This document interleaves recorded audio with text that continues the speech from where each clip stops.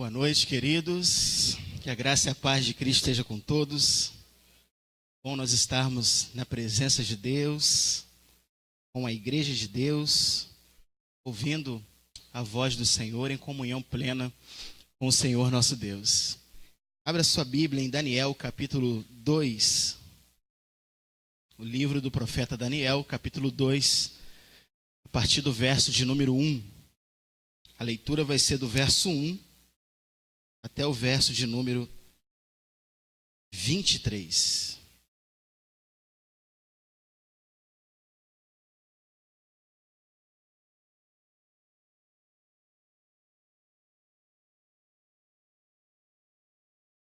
Uma noite bem calorosa, que o Senhor tem nos dado, mas nós estamos plenamente satisfeitos e felizes, porque pela presença do Senhor, brasas de fogo se acendem, a tristeza salta de alegria e o nosso coração é aquecido.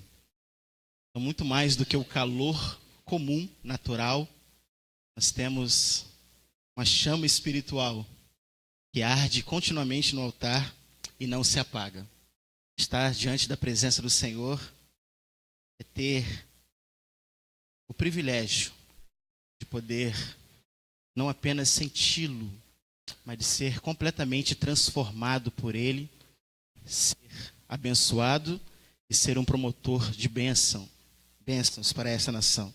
Daniel capítulo 2, a leitura então aí dos versos 1 ao 23, diz assim a palavra de Deus. No segundo ano do reinado de Nabucodonosor, teve este um sonho, e seu espírito se perturbou e passou-lhe o sono. Então o rei mandou chamar magos, encantadores, feiticeiros e os caldeus para que declarassem ao rei quais lhe foram os sonhos. E eles vieram e se apresentaram diante do rei. Disse-lhes o rei: tive um sonho, e para sabê-lo está perturbado o meu espírito. Os caldeus disseram ao rei em aramaico: ó rei, vive eternamente. Dize o sonho a teus servos e daremos a interpretação. Respondeu o rei e disse aos caldeus: uma coisa é certa, se não me fizerdes saber o sonho e a sua interpretação, sereis despedaçados, e as vossas casas serão feitas em monturo. Mas se me declarardes o sonho e a sua interpretação, recebereis de mim dádivas, prêmios, grandes honras. Portanto, declarai-me o sonho e a sua interpretação.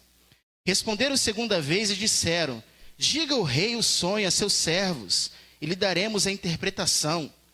Tornou o rei e disse: bem percebo que quereis ganhar tempo, porque vedes que o que eu disse está resolvido. Isto é, se não me fazeis saber o sonho, uma só sentença será vossa, pois combinaste palavras mentirosas e perversas para proferirdes na minha presença, até que se mude a situação. Portanto, dizei-me o sonho e saberei que me podeis dar-lhe a interpretação. Responderam os caldeus na presença do rei e disseram: não há mortal sobre a terra que possa revelar o que o rei exige, pois jamais houve rei, por grande e poderoso que fosse, que exigisse semelhante coisa de algum mago, encantador ou caldeu. A coisa que o rei exige é difícil, e ninguém há que possa revelar diante do rei, senão os deuses, mas eles não moram conosco. Então o rei muito se irou e enfureceu, e ordenou que matassem a todos os sábios da Babilônia. Saiu então o decreto, segundo o qual deviam ser mortos os sábios, e buscaram Daniel e a seus companheiros, para que fossem mortos. Então Daniel falou avisada e prudentemente a Arioque, o chefe da guarda do rei, que tinha saído para matar os sábios da Babilônia. E disse a Arioque, encarregado do rei: por que é tão severo o mandato do rei? Então Arioque explicou o caso a Daniel. Foi Daniel ter com o rei e lhe pediu que designasse um tempo, e ele revelaria o rei a interpretação. Então Daniel foi para casa, fez saber o caso a Ananias, Misael e Azarias, seus companheiros, para que pedissem misericórdia ao Deus do céu sobre este mistério. a fim de que Daniel e seus companheiros não perecessem com o resto dos sábios da Babilônia. Então foi revelado o ministério a Daniel numa visão de noite. E Daniel bendisse o Deus dos céus, dizendo: seja bendito o nome de Deus, de eternidade a eternidade, porque dele é a sabedoria e poder. É ele quem muda o tempo, as estações, remove reis e estabelece reis. Ele dá sabedoria aos sábios e entendimento aos inteligentes. Ele revela o profundo e escondido, conhece aquele que está em trevas, e com ele mora a luz. A ti, ó Deus de meus pais, eu te rendo graças e te louvo, porque me deste sabedoria e poder, e agora me fizeste saber o que te pedimos, porque nos fizeste saber este caso do rei. Senhor, abençoe o nosso coração para estar recebendo, aplicando e colocando em prática a sua santa e poderosa palavra. Queridos, nós estamos aqui diante de um cenário talvez o mais dramático de Israel. Estamos no segundo cativeiro. O povo enfrentou. Eles que se lembram, no primeiro cativeiro, o cativeiro egípcio. O Egito antes era a potência da terra. O povo passou cerca de 400 anos sobre escravidão. E Deus enviou Moisés e assim a libertação. Mas o povo continuou a pecar contra o seu Deus. E segundo os relatos, eu vou estar até lendo aqui o que levou a acontecer isso com o povo. Entre alguns textos eu escolhi aqui 2 Crônicas, capítulo 36. Vou estar lendo, mas você pode tomar nota, pode estar também fazendo essa leitura em casa, meditação. Este aqui é o pano de fundo que levou o povo de Deus, a ser escravo de Nabucodonosor e da Babilônia. 2 Crônicas, capítulo 36, a partir do verso 15, olha a denúncia de Deus pelo cronista, dizendo assim: o Senhor Deus de seus pais, começando de madrugada, falou-lhes por intermédio dos seus mensageiros, porque se compadecera do seu povo e da sua própria morada. Eles, porém, zombavam dos mensageiros, desprezaram as palavras de Deus e mofavam os seus profetas, até que subiu a ira do Senhor contra o seu povo e não houve remédio algum. Por isso o Senhor fez subir contra ele o rei dos caldeus, o qual matou jovens à espada na casa do seu santuário e não teve piedade nem dos jovens, nem das donzelas, nem dos velhos, nem dos mais avançados em idade. A todos os deu nas suas mãos. Todos os utensílios da casa de Deus, grandes e pequenos, tesouros da casa do Senhor, tesouros do rei e dos seus príncipes, tudo levou ele para a Babilônia. Queimaram a casa de Deus e derribaram os muros de Jerusalém, todos os seus palácios queimaram, destruíram também todos os seus preciosos objetos.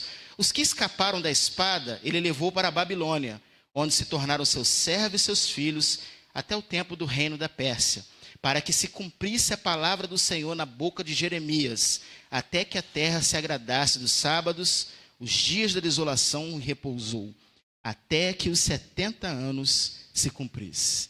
Então não foi mais 400 anos, agora seria 70 anos, aonde a tribo do sul, ou Judá, foi levada em cativo. Antes dela, a tribo do norte, Israel, já tinha sido completamente destruída pelo Império Assírio. Aqueles que sobreviveram, por exemplo, nessa destruição, eles se misturaram aos assírios e foram chamados por isso de samaritanos, que é aqueles que os judeus depois começaram a desprezar.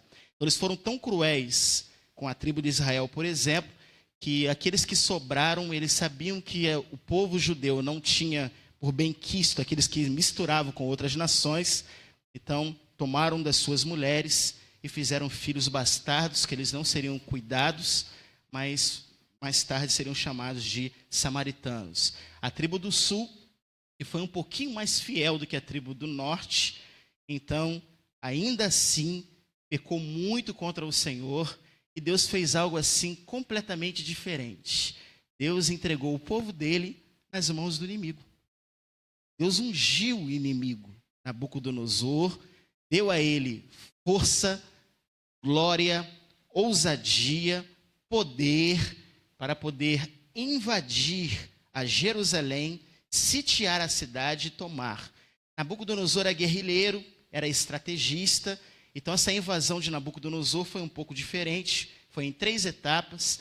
Primeiro ele sitiou a cidade por meses, de forma que o povo não conseguia sair. Quem estava na cidade não conseguia sair para comprar, por exemplo, água, ou para pegar água ou comprar comida.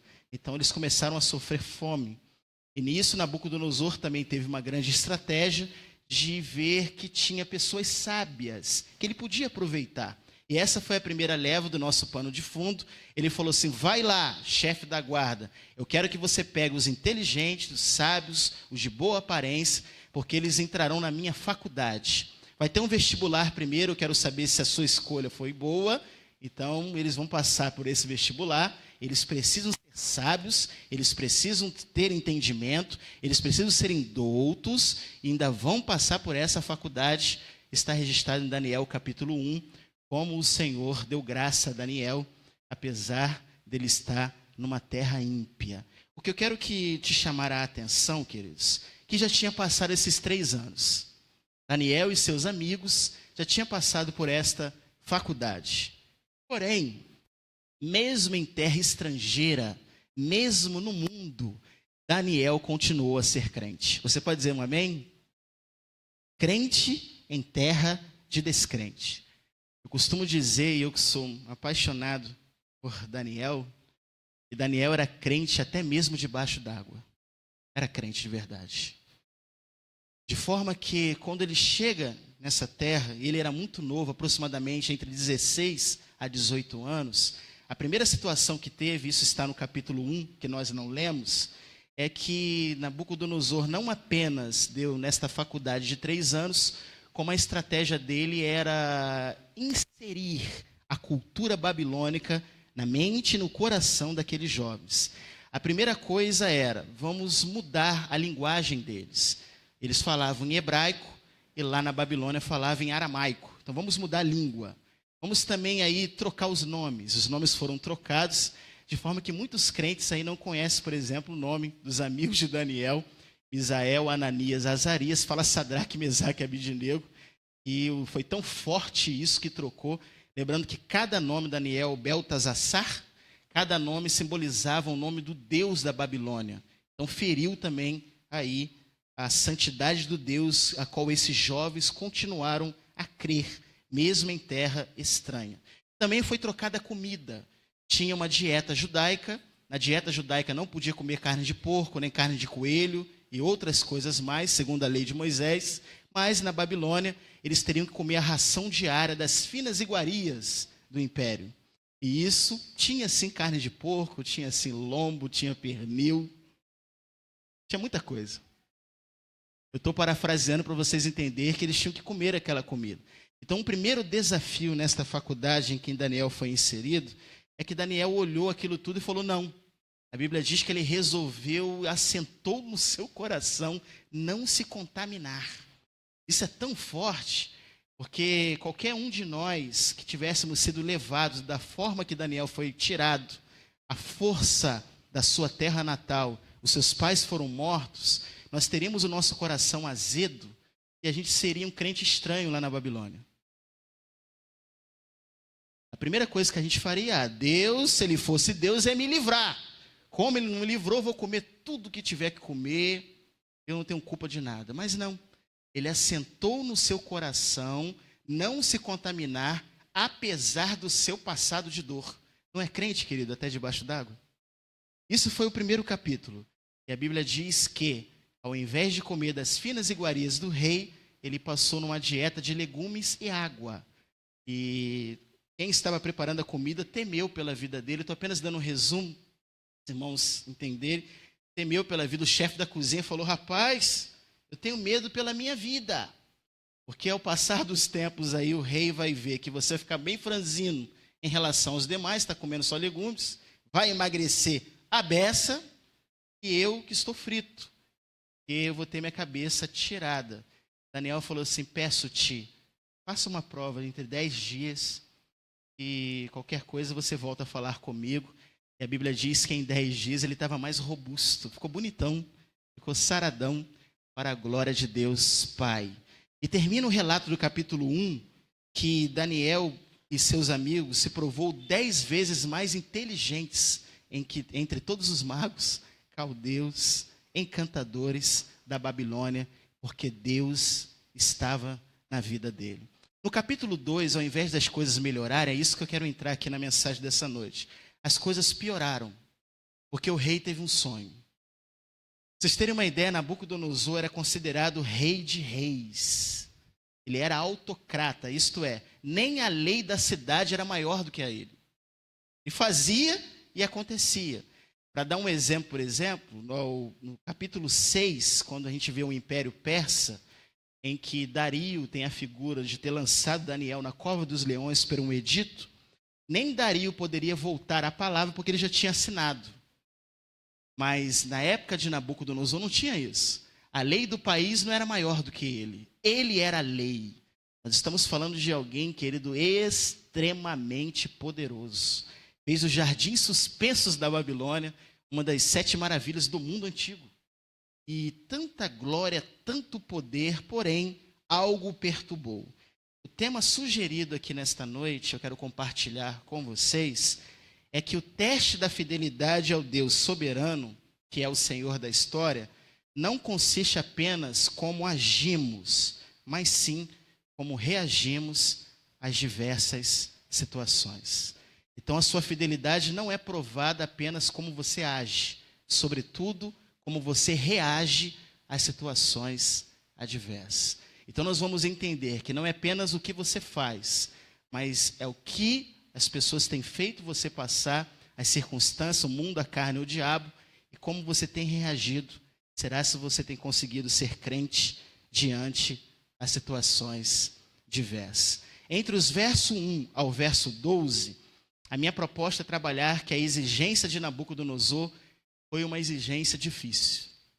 Uma exigência difícil. Se não, vejamos, ele tinha esse poder, essa glória toda, teve um sonho.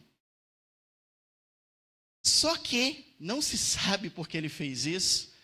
Hernandes Dias Lopes fala que tinha 2 situações porque ele pudesse ter feito isso, em fala o sonho que eu sonhei e dá a interpretação.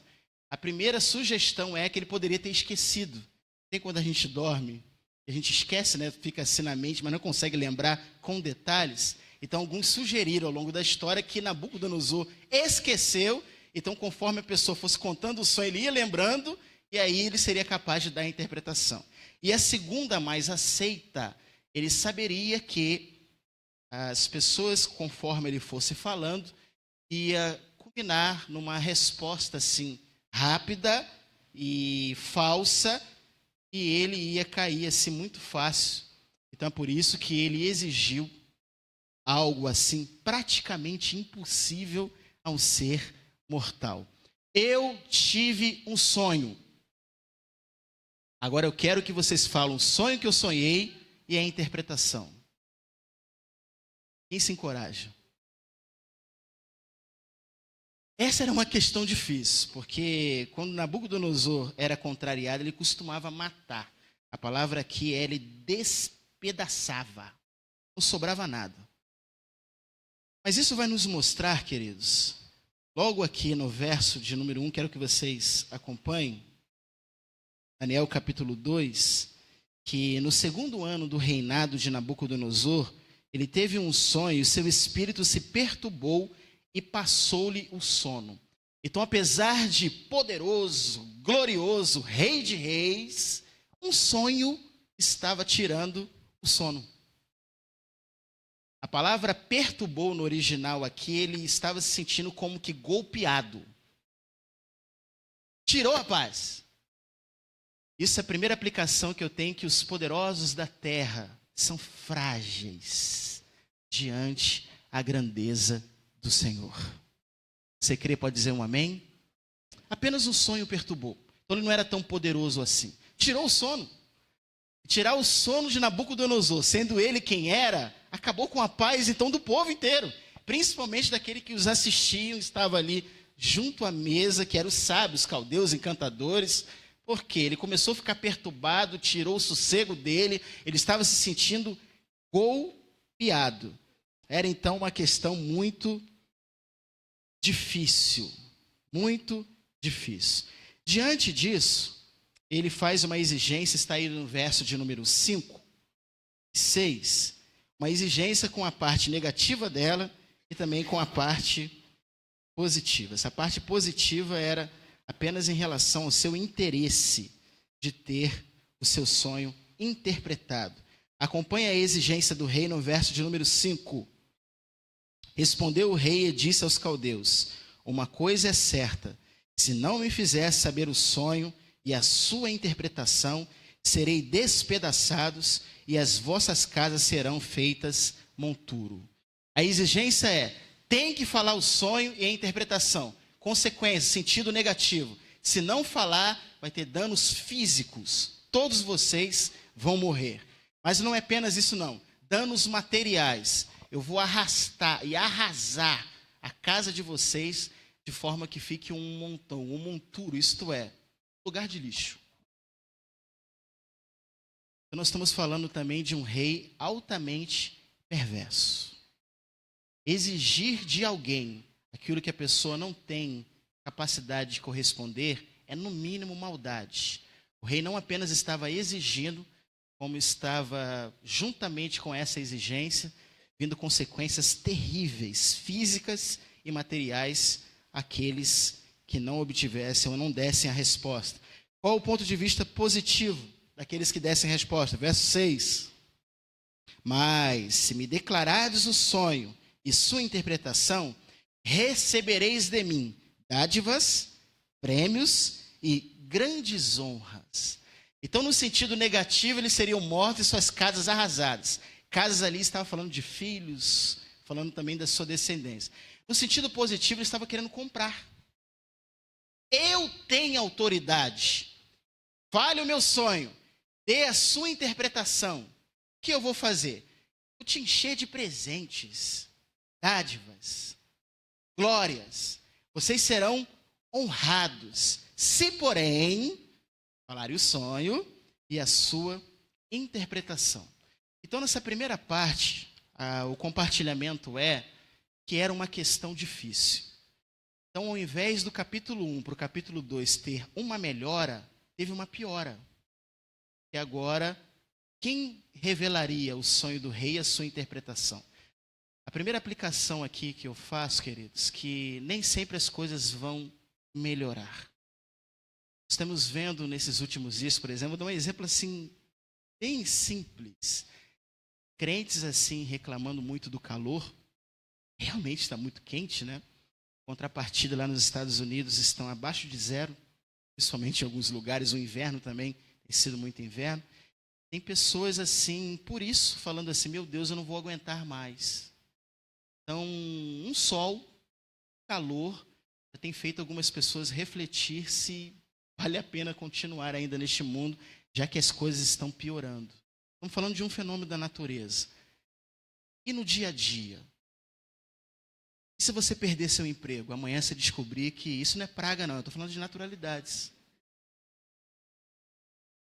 Pode acontecer.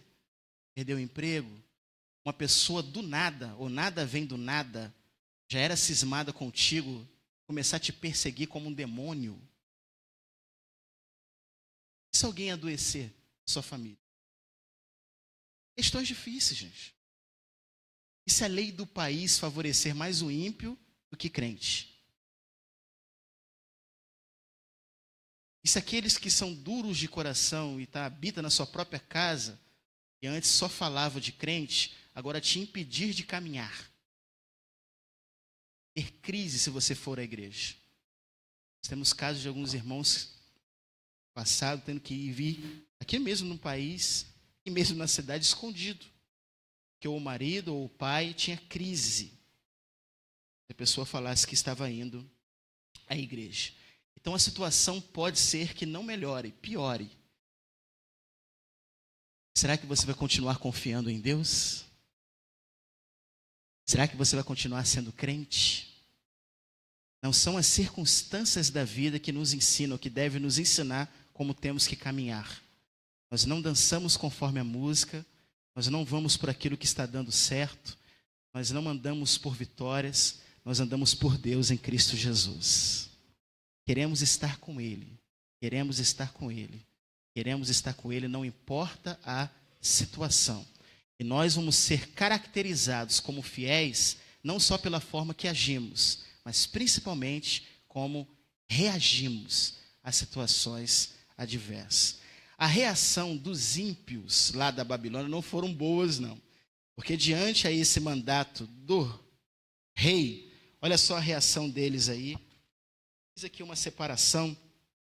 Os 4 argumentos, essa separação aí vem também de Hernandes Dias Lopes. Ele fez os 4 argumentos dos caldeus, dos magos, para não responder esse mistério do rei.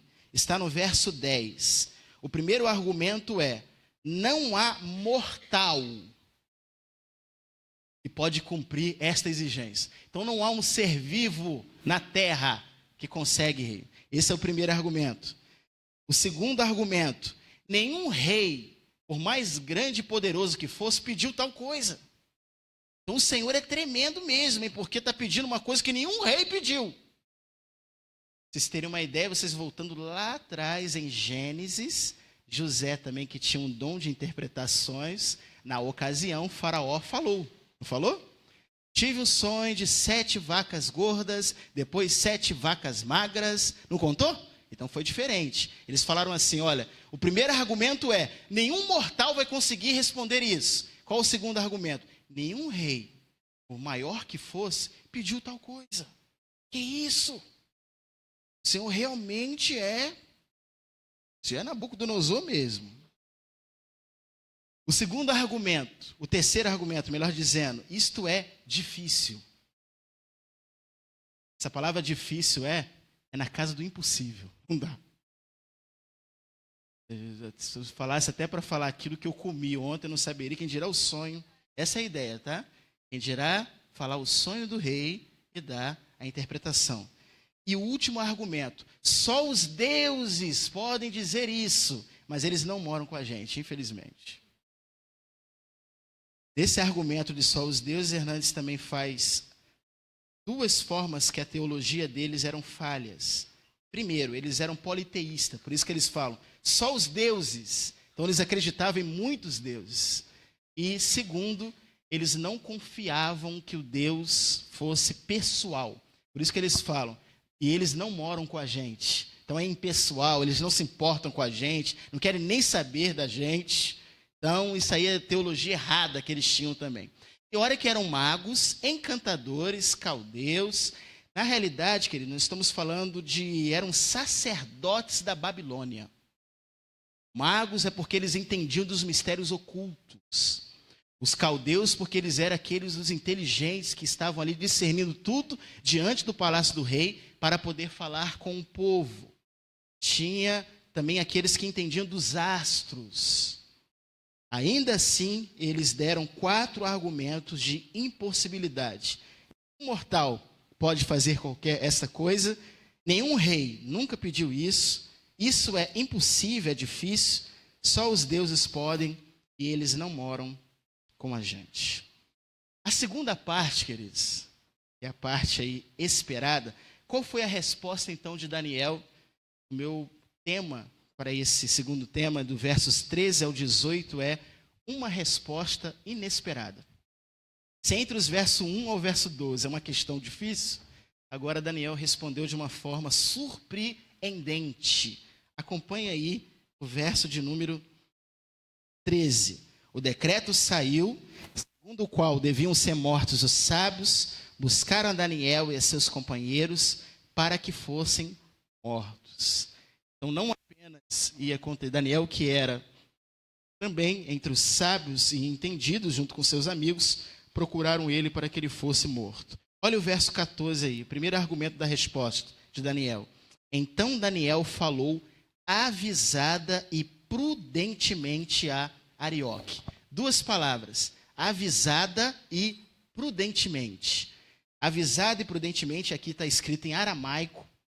Tentei buscar entre os originais a semelhança em hebraico. A ideia é o seguinte, querido. Quando Daniel recebeu o decreto, rapaz, nós vimos aqui te matar. Ele já estava com a espada e ele seria morto.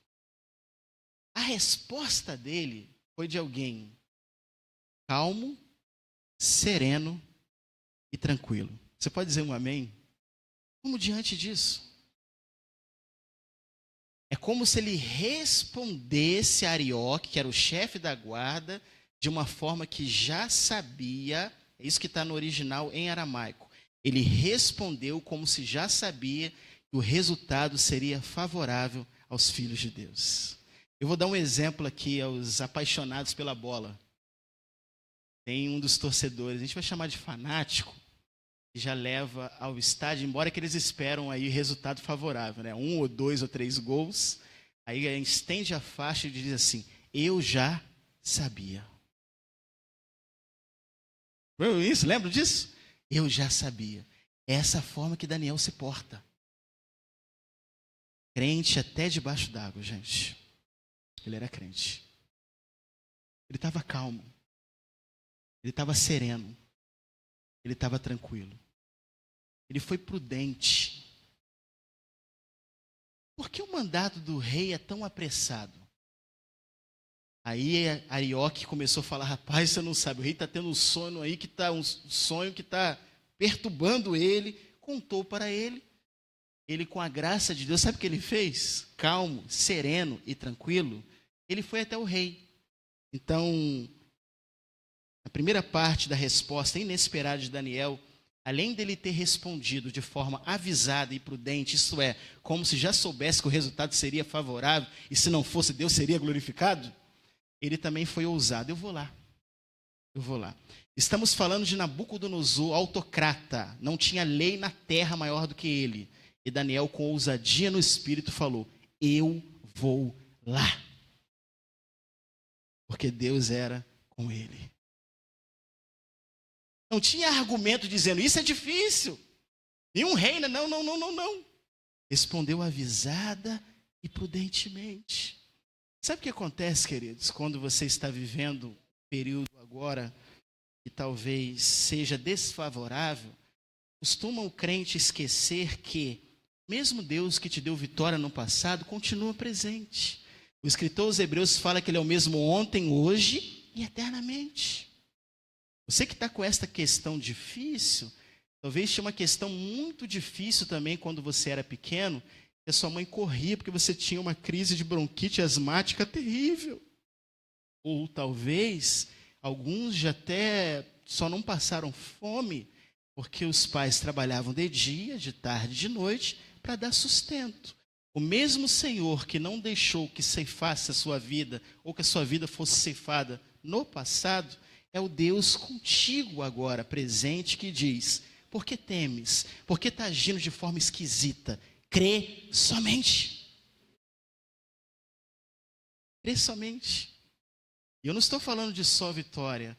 Eu estou falando que você vai ser caracterizado como aquele que é fiel e leal a Deus, não apenas como você age, mas principalmente como você reage a situações diversas. Ele falou avisada e prudentemente. E foi ao rei. Chegando ao rei, ele diz: peço-te. Isso é graça de Deus na vida. A história conta que Nabucodonosor não deixava ninguém falar nada. Ele simplesmente entrou em Jerusalém e arrastou tudo. O povo de Israel ficou em crise, como que Deus permitiu esses imundos não apenas derrubar os nossos muros, como levar os utensílios sagrados da casa do Pai. Nós estamos falando de alguém perverso, mas Daniel estava lá, crente em terra de descrente. Falou avisado e prudentemente, se aproximou e falou: deixa eu ir lá. Chegou lá e falou: peço-te um tempo. Outra característica de Daniel, ele era muito humilde. Alguém humilde é alguém vazio de si mesmo. Ele poderia falar: rei, esta é uma interpretação de Augusto Nicodemos, pregando sobre isso. Rei, eu sou o mesmo que quando o Senhor fez uma prova lá, um vestibular, eu passei. E eu me provei 10 vezes mais inteligente do que todos eles. Sou eu. Não lembra de mim, não? Ele poderia ser metido Fala, só eu. Comi legumes e água e fiquei mais robusto e saradão do que todos os outros, comendo as iguarias do rei. Mas não, ele pediu um tempo. Ele pediu um tempo. Um tempo para quê, queridos? Um tempo para quê? Um tempo para orar. Você pode dizer um amém? Então ele voltou. Acompanha aí dos versos 17.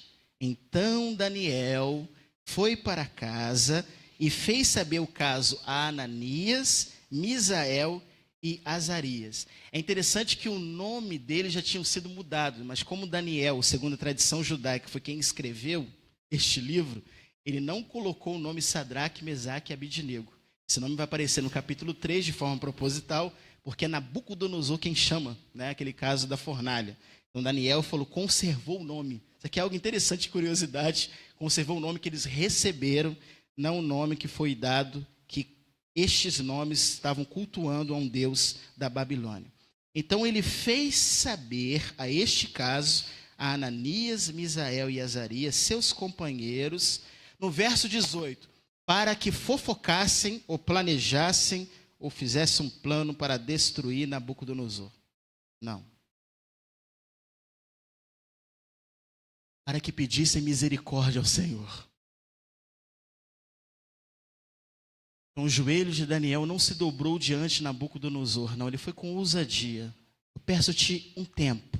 Falou de calma, de forma calma, serena e tranquila. A ideia é, Daniel foi falar com Nabucodonosor, percebendo que não era ele que estava no trono. Deus é quem estava no trono e nunca perde o controle de nada. Mas ele foi para casa, chegando lá, ele tinha amigos espirituais. Coisa maravilhosa, querido. Quando ele se reúne com os seus amigos, o que nos dá uma outra aplicação é que tem hora que você tem que orar sozinho, mas tem hora que você tem que orar com alguém. Disse um dos teólogos atuais que é bom o crente orar com alguém e ouvir a oração de alguém a seu respeito. Sabe que isso chama-se igreja? Você pode dizer um amém? É comunidade, querido. Então, por que você tem que vir à igreja? Um dos motivos é esse. Quem disse que você vai conseguir bater uma laje sozinho? Se nas coisas terrenas você tem dificuldade, que dirá nas espirituais? Cordão de 2 e 3 dobras é mais forte, é mais resistente. Existe uma chama aqui neste lugar, uma atmosfera santa, de saber que tem ovelhas aqui dependentes do Supremo Pastor, que é o Senhor. Isso aqui não tem preço, querido. E comunhão maravilhosa. Interessante que em igreja como a Ibacem, com seus 450 membros, eu não sei, talvez seja difícil você conhecer a todo mundo. Seja difícil. A gente luta para que não haja panela na igreja, como que houve em Corinto, que as panelas, as divisões são condenadas por Deus. Mas é difícil você conhecer a todo mundo. Mas se você conhecer Ananias, Misael, Azarias, Marias, João, Rebeca, servos e servas de Deus, e eles orarem por você, com você, é algo maravilhoso, queridos. É algo maravilhosamente extraordinário. Eles clamaram ao Deus do céu e pediram misericórdia ao Senhor.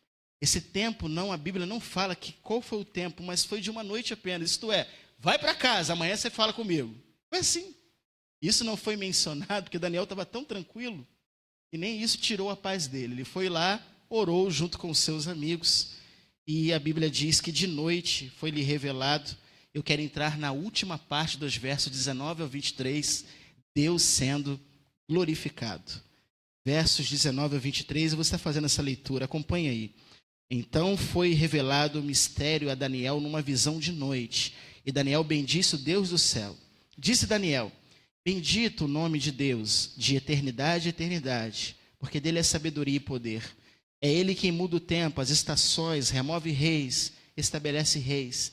Ele dá sabedoria aos sábios, entendimento aos inteligentes. Ele revela o profundo e escondido, conhece o que está em trevas e com ele mora a luz. A ti, ó Deus de meus pais, eu te rendo graça e te louvo, porque me deste sabedoria e poder, e agora me fizeste saber o que te pedimos, porque nos fizeste saber este caso do rei. A primeira impressão que nós temos nesta oração, o Senhor sendo glorificado, é pela gratidão de Daniel. Ele começou a agradecer. Ó Senhor, tu és maravilhoso. E nesta oração tem teologia pura.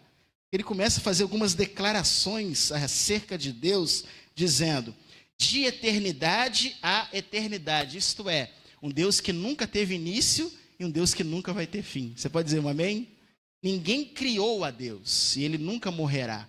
Ele sempre existiu. De eternidade a eternidade. Dele também é sabedoria e poder. Nabucodonosor tinha poder, mas era louco. Tanto é que mais tarde ele come capim. Era louco, era piradinho.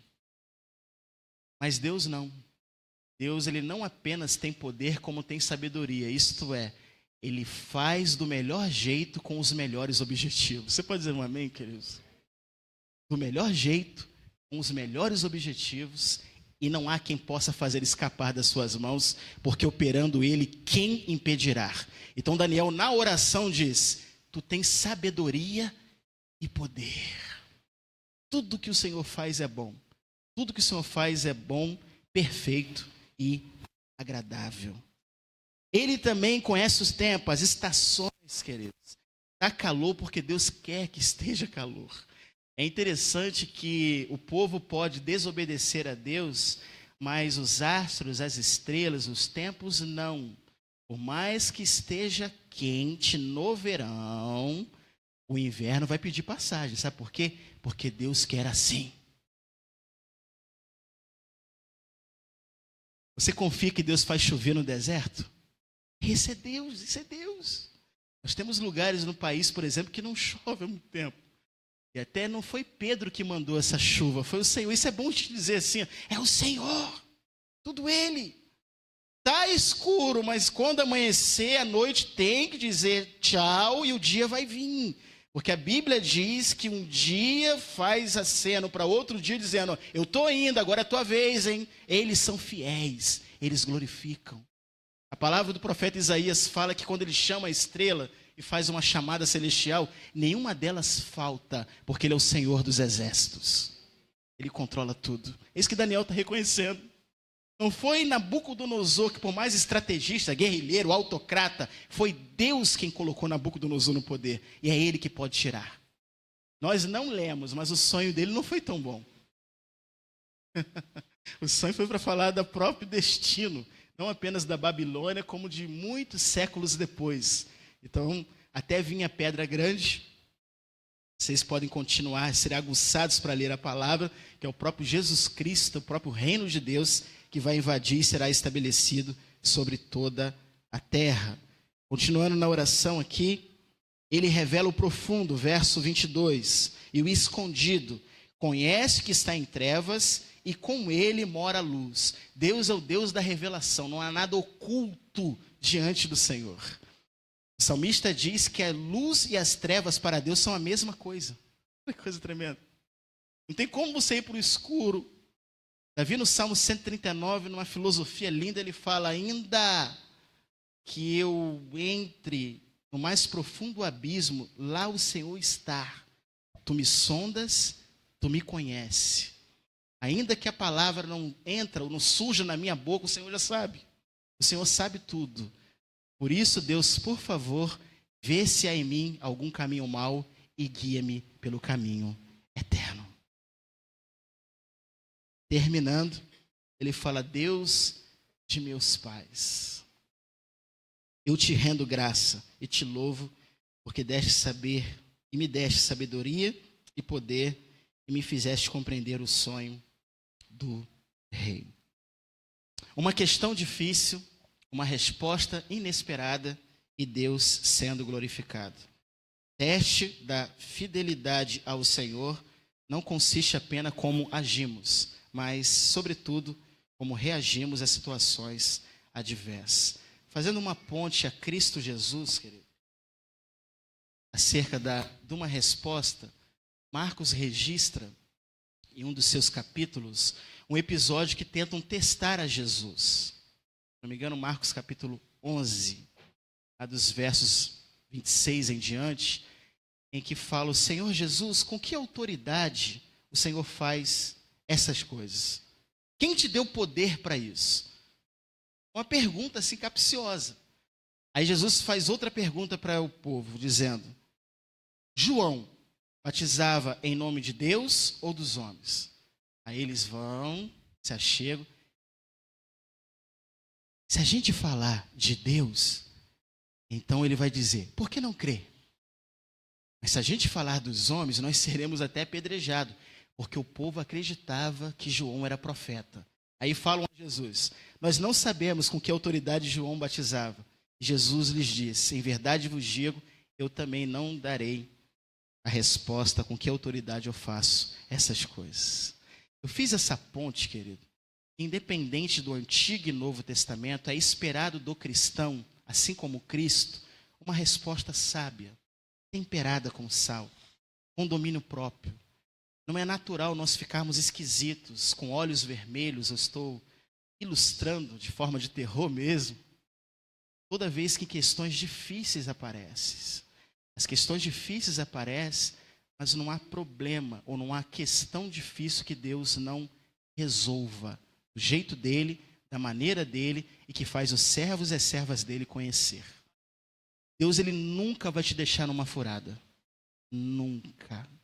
Pode ser que aquela que te gerou venha te abandonar, mas todavia eu, o Senhor, jamais te abandonarei. Você crê nessa palavra?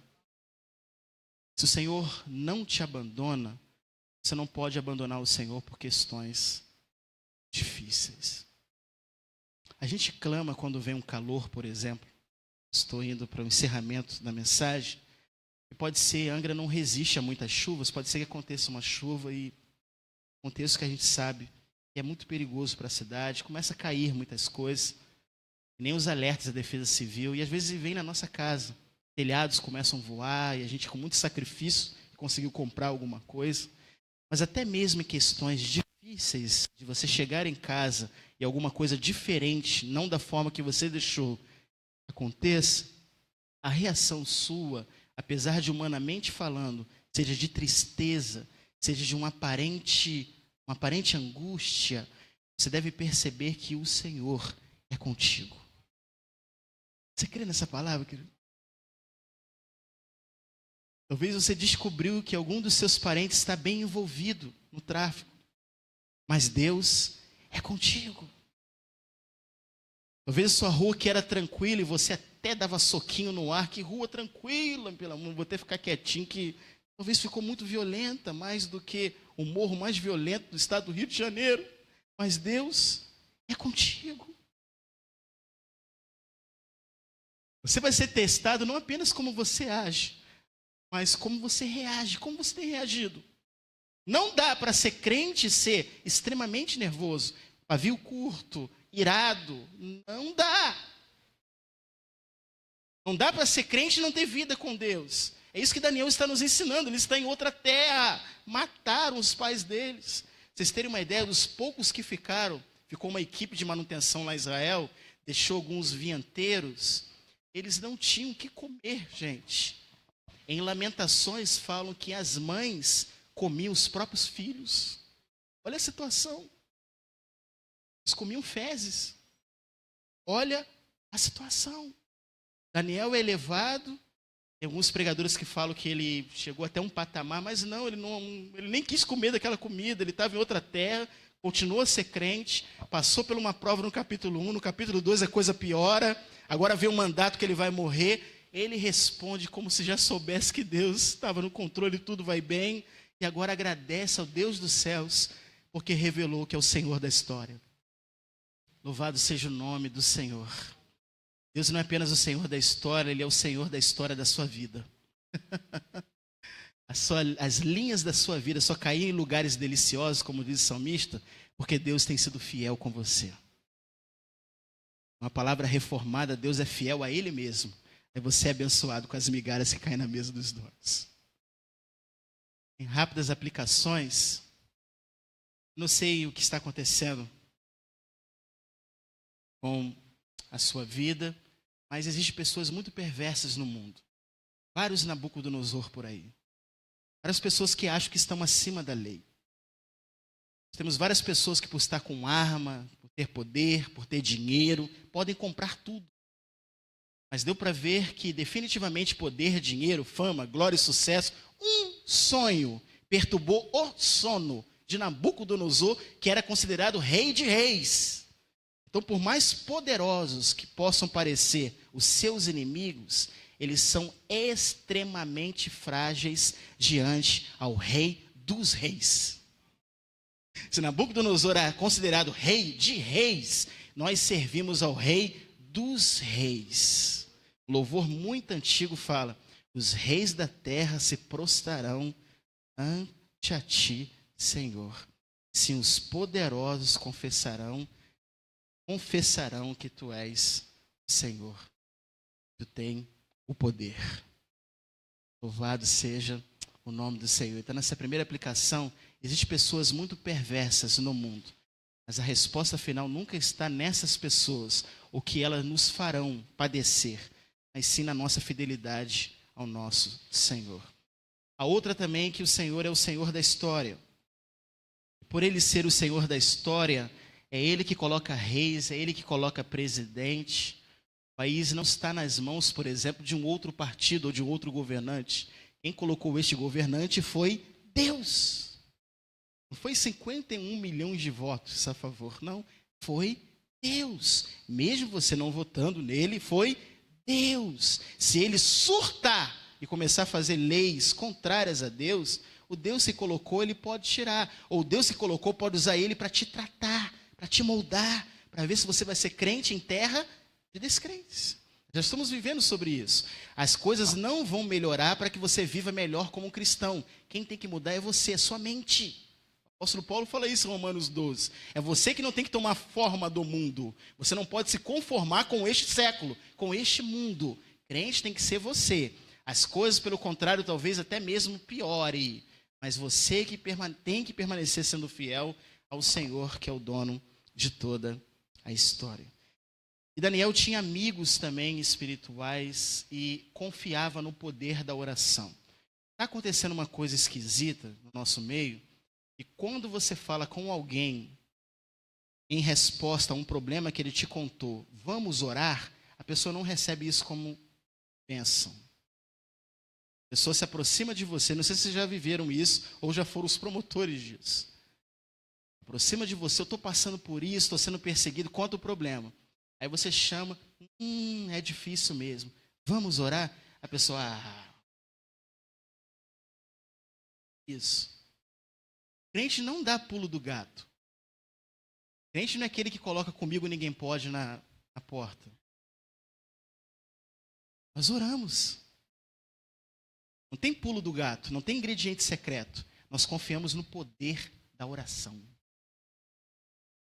Então, quando uma pessoa disser para você, vamos orar, glorifica o Deus Pai que está no céu, porque a única forma de você falar com Deus é pela oração.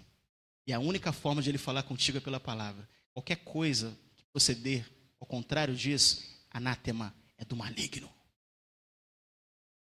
Ore.